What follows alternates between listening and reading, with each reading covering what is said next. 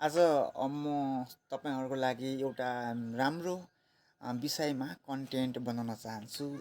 श्रीमान र श्रीमती बिचको सम्बन्ध कहिलेकाहीँ के हुन्छ भन्दाखेरि मान्छेसँग एउटा इमेजिनै नगर्न सकिने खालको झैझगडा हुन सक्छ र त्यो कारणबाट अहिलेको समाजहरू धेरै पीडित देखिन्छ। यस्तो परिस्थितिमा के गर्ने भन्ने विषयमा आज केही म बोल्न चाहन्छु।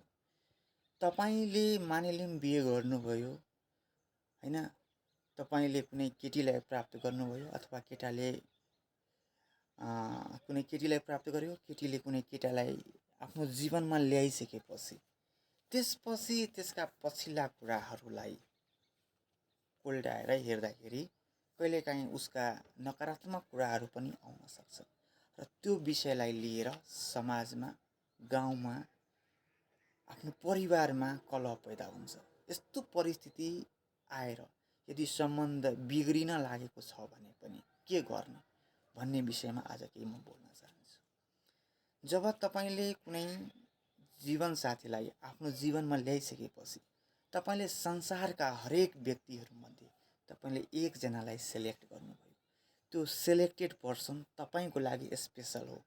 आज तपाईँले उसको ब्याकलाई हेरेर यदि तपाईँले कुरा पल्ट्याएर हेरेर यदि नकारात्मक गर्नुहुन्छ भने त्यो समयमा तपाईँले त्यो सबै गल्तीलाई एक्सेप्ट गर्नुपर्छ।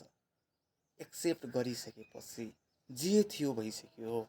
अब चाहिँ के गर्ने भन्दाखेरि जे थियो भइसक्यो, अबदेखि राम्रोसँग हाम्रो जीवन चलाउनु पर्छ भन्ने विषयमा बहस गर्नुपर्छ।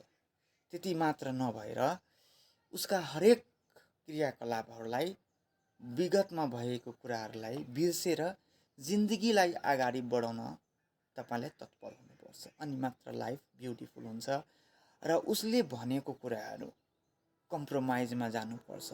कम्प्रोमाइजमा गएर यदि उसका हरेक गल्तीलाई तपाईँले स्वीकारेर र ठिक छ तिमी जे थियो म त्यसलाई स्वीकार्छु, म ह्याप्पी छु, अब तिमी मसँग राम्रोसँग ह्याप्पीसँग बस्नुपर्छ, ल भन म के गरिदिउँ तिम्रो लागि, के राम्रो, तिम्रो सपना के छ, त्यो सपनालाई कसरी साकार गर्ने, ल हातोमालो गरौँ र अगाडि बढौँ भन्ने कुरा यदि हजुरहरूले गर्नुभयो भने जस्तो सुकै बिग्रेको सम्बन्ध पनि मिल्न सक्छ। Thank you so much.